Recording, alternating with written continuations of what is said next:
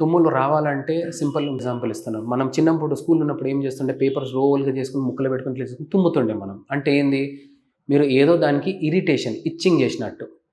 So, ఇప్పుడు మనం paper పెడతలేము. Paper పెట్టకపోతే ఏమైతుంది? మీరు ఏదో అలర్జీకి ఎక్స్‌పోజ్ అయితున్నారు. ఎక్స్‌పోజ్ అయినప్పుడు లోపటున్న చర్మం ఇరిటేట్ అయ్యి అది డిఫెన్స్‌గా తీసేయాలన్నప్పుడు తుమ్ములొస్తున్నాయి.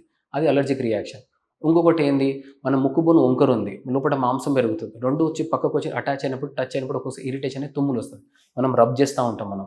తగ్గుతదనుకుంటాం. అప్పుడు తగ్గుతది. మళ్ళా వస్తదది. Second bad smell. అది స్పూటమ్ టైపు, ఒకటి జలుబు టైపు బయటికొస్తది. మార్నింగ్ మనం తెంబడ తీసినప్పుడు ఒకటి కలరొస్తది. అదేందంటే మన సైనస్‌లో ఉన్నది. నేను ముక్కుదొకటే మాట్లాడతలేను. సైనస్‌లో ఉన్నది సీక్రీషన్స్ అంతా కలెక్ట్ అయితుంది. నైట్ పండుకున్నప్పుడు అదంతా అది కూడా కొద్ది కొద్దిగా బయటికొస్తుంది. బయటికొచ్చినప్పుడు ఒక దగ్గర కలెక్ట్ అయితుంది. అది డ్రైన్ అవుట్ కావాలి. డ్రైన్ కాకపోతే ఒక దగ్గర కలెక్ట్ అయినప్పుడు కూర్చుంటుంది. నెక్స్ట్ డే మార్నింగ్ మీరు ఎప్పుడైతే ఫ్లష్ అవుట్ చేస్తానికి వెళ్తారో, సో అదంతా మీకు chunk of sputum yellowish green కలరో లేదా కొద్దిగా యెల్లోయిష్ లైట్ యెల్లో కలర్ లెక్క కనిపిస్తుంది.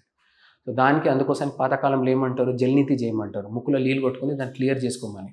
That's the best treatment for all.